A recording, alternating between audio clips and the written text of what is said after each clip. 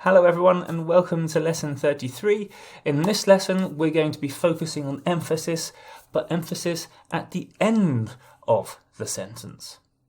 When we're writing, we have to remember that there are two natural places of emphasis in a sentence. If we want to communicate our message, we want to tell the reader straight away why we're writing, why they should be reading, then we've got to communicate that message at the beginning of a sentence. And a number of previous lessons that we've done together, I've talked about this before. However, if we want to communicate a powerful word or a powerful phrase to leave an image in the reader's mind, an image or a message that the reader will take away and remember, this is where we've got to focus at the end of the sentence. And Bryan Garner talks about this in his book. If you've ever come across Bryan Garner's book, he talks about leaving a powerful last punch or reminder of what your message is. And that's why the end of the sentence is so important. In particular, the end of the paragraph, the end of the document, the end of whichever particular writing section, sentence, paragraph, subheading, whatever it might be. We've got to focus at the end to communicate a powerful image. And we do that by using powerful words of emphasis. This means that you've got to know what your message is before you write, which is why the drafting process is so important, because you might know what your message is and then you draft it and then you realize, I haven't quite emphasized what I want to emphasize. I need to get this word at the end. Okay, how do I do that? Let's draft it again. Okay, I've done it. It's at the end, but I don't like it.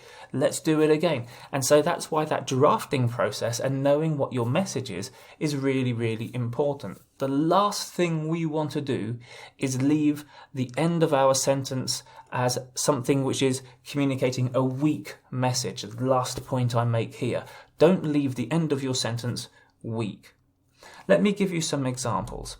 So we're going to create a sentence, and in context, all three of these pieces of information could be things that we want to emphasize. So we might want to emphasize you as the reader. We might want to emphasize an action, which is appear as a witness. We might want to emphasize a date. So how can we create sentences which emphasize that data or those pieces of data at the end of the sentence? Well, we could do something like this. You will appear as a witness on the 5th of February 2021. So now the date is in that place of emphasis at the end. We could say on the 5th of February 2021, you will appear as a witness. So now we've used the clause at the beginning of the sentence to allow ourselves to the possibility to communicate that information that at the end, in that place of emphasis.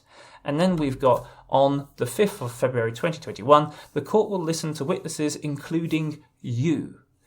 And I wanted to show you in that last example that we've got to be creative. If we really want to focus on that word at the end of the sentence, then we might have to add in extra information. We might have to build a completely different sentence.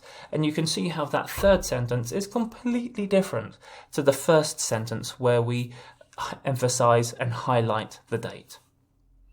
Okay, so here are the teaching tips.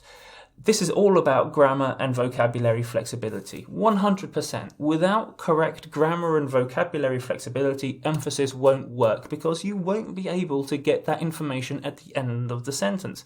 Go check out my lessons on grammar and vocabulary flexibility. They will help you to develop your skills.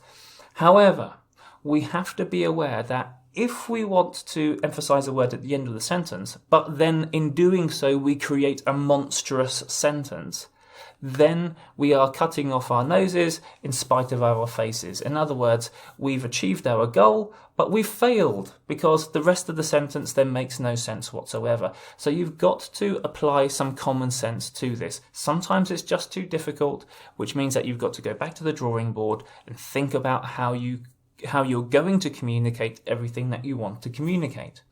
And therefore you need practice and you need to understand your message. And this is a process that you have to go through. You shouldn't be approaching this in the way that you just think, okay, I need to emphasize that word. Let's just do this now. This should be a part of the writing process, part of the drafting process that you go through to give yourself options, to practice your skills, and to get better and better at this form of emphasis. So planning and practice is important in this. Also, remember your audience. You might want to emphasize a word, you might want to have it at the end of the sentence, but think of your audience. What do they want to see at the end of the sentence? Which message would be important to them, or which word or phrase would be important to them? So being aware of your audience is really applicable here. What would they want to see at the end of the sentence? What word would make them react in the most appropriate way? So think about that as well. Okay, time for you to put your thinking caps on and try my questions. These questions are available to those who have supported me on my Patreon page, so if you would like to have access to my questions and my answer videos, then please think about supporting me on my Patreon page. There's a link below this video. And what I would like you to do is to look at the parts of the sentence that I have given you, choose one part or all three if you're feeling brave, and write a sentence or sentences that emphasize that word or phrase at the end of the sentence, much like we did in the example, which you can see here. So you've got three elements, and then you've got to come up with one if you just want to choose one, or three if you want to have a go with all three sentences, which puts that piece of data at the end of the sentence.